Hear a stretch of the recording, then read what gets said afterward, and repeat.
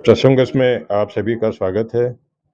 मुझे सौभाग्य मिला है आज बिहार की राजधानी पटना और पटना के हृदय स्थल पर महावीर मंदिर के नाम से जो पूरे देश में ही नहीं पूरे विश्व में विख्यात हनुमान जी का मंदिर है। इस मंदिर की सबसे बड़ी जो एक विशेषता यह है कि यहाँ हनुमान जी की दो विग्रह स्थापित की हुई है और दो विग्रह पूरे हिंदुस्तान में केवल मात्र इसी महावीर मंदिर में है।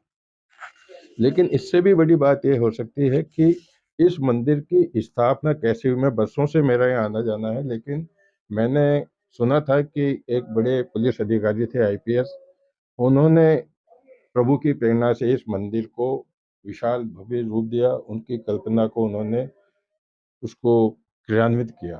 तो आज सौभाग्य की बात है कि हनुमान जयंती के पूर्व संध्या पर मैं उसी शख्सियत से जो बिहार पुलिस में एसपी, आईजी और बड़े पुलिस अधिकारियों के रूप में अपनी सेवाएं दे चुके हैं, आपकी प्रेरणा ये रही कि सेवानिवृत्ति जो होती है उसके 3 साल पहले 10 साल पहले आपने सेवानिवृत्ति ले ली और आपका ध्यान पूरा हनुमान भक्ति में आ गया। तो मैं आज उन्हीं के बीच में आपके सामने हूँ।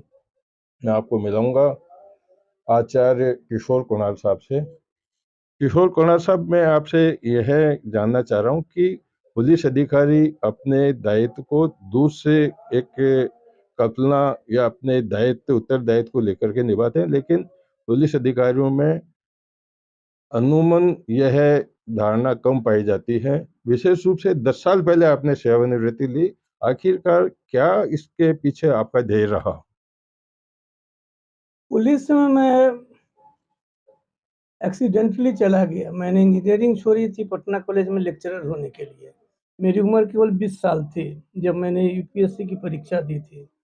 परीक्षा इसलिए दी थी कि मेरे जो सहपाठी लोग थे वे लोग भी परीक्षा दे रहे थे, तो देखने के लिए कि किसको कितने अंक आते हैं, इसलिए मैंने परीक्षा दी और नियति ने मुझे पुलिस में भेज दिया। यदि 21 साल की उम्र में मैंने परीक्षा दी होती तो मैं आईपीएस भरता भी नहीं।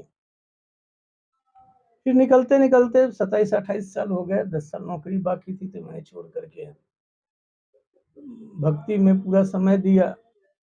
मैं 83-84 में 1983-84 में पटना का एसएसपी हुआ करता था। उसके पहले मैं रोहतास में एसपी था। एक बार मैं उन दिनों में स्लीपर क्लास होता था, आजकल पता नहीं है कि नहीं, जनरल क्लास में रिजर्वेशन होता था। तो मैं दिल्ली से लौट रहा था तो कुछ लोग चर्चा कर रहे थे कि जो महावीर मंदिर को सुधार देगा उसको मैं असली प्रशासक समझूंगा। जब मैं एसएसपी हुआ तो मुझे रोहतास एसपी के समय जो बात सुनी थी वो ख्याल बात आई और मैंने कोशिश की कि महावीर मंदिर की व्यवस्था को सुधार दूं। फिर लोगों ने कहा कि मंदिर बहुत छोटा है, मंदिर बनवाइए। मैं बनवाना नहीं चाहता था क्योंकि पुलिस अधिकारी यहाँ में पदस्थापित था।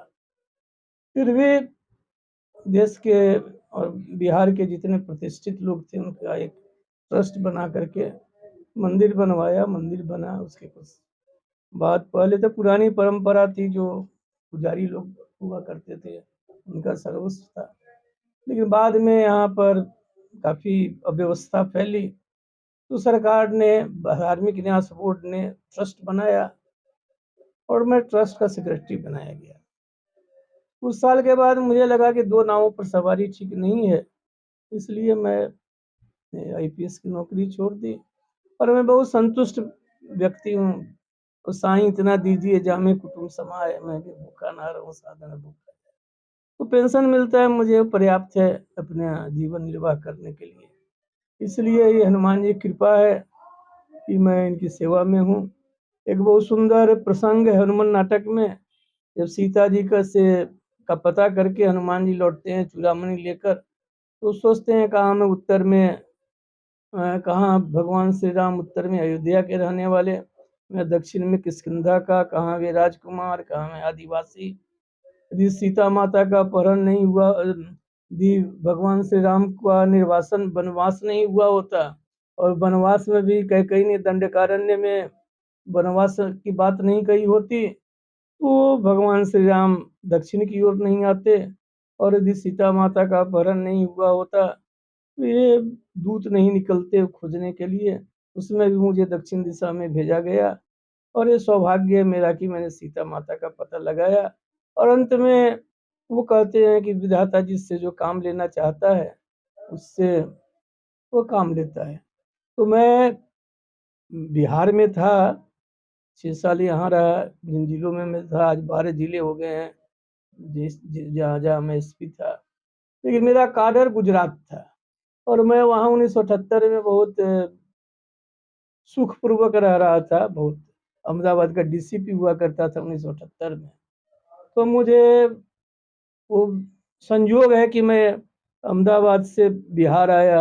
बिहार आया तो जब मेरी पदस्थापना हुई पटना एसएसपी के रूप में 5वें साल में, तो मैंने मुख्यमंत्री का चेहरा भी नहीं देखा था। वो दूसरे दूसरे जिलों में बिहार झारखंड एक प्रांत था, संथाल परगना में था, पलामू में था, रोहतास में था। लेकिन मुझे मुख्यमंत्री जी ने यहाँ पर एसएसपी बनाया और एसएसपी नहीं बना होता तो शायद इससे नहीं जुटता। वही जो हनुमान जी ने कहा कि विधाता जिससे जो काम लेना चाहता है वो काम लेता है। फिर जब ट्रस्ट बना तो हमने इस मंदिर को परोपकार से जोड़ा, इसको कर्मकांड से जोड़ा, इसको जनसेवा से जोड़ा और हम लोग जब आए थे इस मंदिर की सालाना आय 11,000 रुपया दिखलाई जाती थी। आय तो अधिक थी लेकिन धार्मिक न्यास बोर्ड को जो आय व्यय का हिसाब जाता था वो 11,000 का जाता था। आज प्रतिदिन इस मंदिर की आय, अपनी आय 10 लाख रुपए है। बहुत ही सुंदर बात है कि हनुमान जी की प्रेरणा होती है। जैसा कि कुणाल सर ने बताया कि आप गुजरात के डर के हैं, लेकिन हनुमान जी ने ही उनको यहाँ जी उनकी भक्ति, उनकी भावना को देख करके यहाँ लाए। और आपने बताया कि अक्सर आज के समय में देखा जाता है जो आईपीएस अधिकारी, बड़े अधिकारी होते हैं, वो राजनेताओं के संपर्क में रहते हैं। लेकिन सबसे बड़ी बात है, कुणाल साहब का कहना है कि मैंने मुख्यमंत्री का चेहरा भी नहीं देखा, लेकिन इनके प्रति हनुमान जी की पूरी कृपा थी। आज जो मंदिर है, मैं मंदिर का वीडियो भी आपको दिखाऊंगा कि कितना विशाल मंदिर बना हुआ है। और सबसे बड़ी बात है कि एक समय में इस मंदिर में सैकड़ों की संख्या में श्रद्धालु यहाँ कतारबद्ध खड़े रहते हैं, दर्शन के लिए लालायित रहते हैं। और जिस प्रकार से कुणाल सर ने बताया कि इस मंदिर के आज की आय 10 लाख रुपये प्रतिदिन अनुमानतः है, मतलब 3 करोड़ रुपए से भी अधिक की आया है। और इशू को लेकर के आपने जो कुछ सामाजिक कदम भी उठाए, उसके बारे में कुछ बताएं कृपया। ऐसा है, पहले हम लोगों ने इसको परोपकार से जोड़ा। आज 7-8 बड़े हमारे अस्पताल चलते हैं। कैंसर संस्थान देश का दूसरा सबसे बड़ा अस्पताल है। बच्चों का अस्पताल महावीर वात्सल्य अस्पताल, वो भी देश के 10 सबसे बड़े अस्पतालों में एक है। दुनिया का सबसे बड़ा मंदिर विराट मंदिर हम लोग बना रहे हैं। अयोध्या के इतिहास में पहली बार आज ये 5वां साल है जबकि जो कोई अयोध्या जाता है रामलला जी का दर्शन करने के लिए, हर व्यक्ति को हम लोग निःशुल्क भोजन करा रहे हैं। दिन में 5,000 आदमी करते हैं, रात में 2,500-3 हज़ार व्यक्ति भोजन करते हैं। 1 रुपया हम लोग वहाँ नहीं लेते हैं इसके लिए, 1 रुपया यहाँ नहीं लेते हैं। ना कोई एक छटाक अनाज वहाँ लेते हैं, ना यहाँ लेते हैं। बजट हम लोगों ने 3 करोड़ से शुरू किया था। इस 24-25 में हम लोगों ने 8 करोड़ का बजट बनाया है राम रसोई चलाने के लिए अयोध्या में। और ये हो सकता है कि 8 करोड़ के बजाय 10 करोड़, चूँकि प्रतिदिन लोगों की संख्या बढ़ रही है। तो आगे की क्या रूपरेखा रहेगी कुणाल साहब? आपने बहुत बढ़ते कदम में बहुत द्रुत गति से अपने उद्देश्य को बहुत आगे तक दौड़ाया जी। है। आगे आप संक्षिप्त में बताएं कि आगे क्या योजना लेकर के चल रहे नहीं, हैं आप? योजना तो रोज़ बढ़ती जा रही है। जैसे ये मंदिर बना है, उसके बाद जानकी जी का जन्म स्थान है। वहाँ जानकी जन्म स्थान मंदिर सीतामढ़ी में बनाने के लिए सरकार के मास्टर प्लान में हम लोगों का निर्धारण हो गया है, वहाँ बनाने जा रहे हैं। अयोध्या में बहुत बड़ा एस्टेब्लिशमेंट है, वहाँ से भी हम लोगों ने धनुष बांध दिया। राम मंदिर के निर्माण में 10 करोड़ रुपया दिया हम लोगों ने। लेकिन पहले व्यक्ति थे कि सुप्रीम कोर्ट का फैसला आया तो 1 घंटे के अंदर हम लोगों ने घोषणा की कि 10 करोड़ रुपए देने हैं। 10 करोड़ रुपए हम लोगों ने दे भी दिए, सोने का धनुष बांध दिया। और अभी हम लोगों की एक बड़ी योजना है, जिसमें हम लोग देश के जितने गृह त्यागी विरक्त महात्मा हैं, उन लोगों की सेवा शुश्रूषा के लिए, ठीक है, राम जन्मभूमि के सामने ही महल हम लोगों का है, उसमें हम लोग अस्पताल बनाने जा रहे हैं।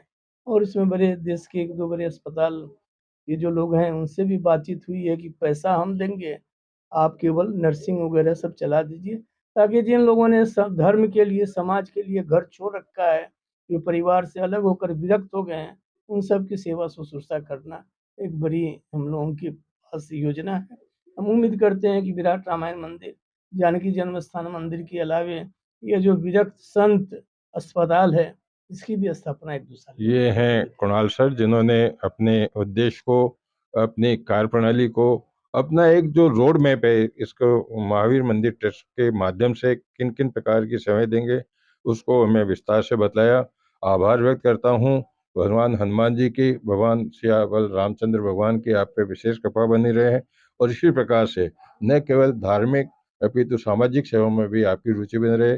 भगवान आपको चिरायु दे। इसी के साथ में मैं आपका आभार व्यक्त करता हूँ। जय सिया राम, जय हनुमान। Thank you sir.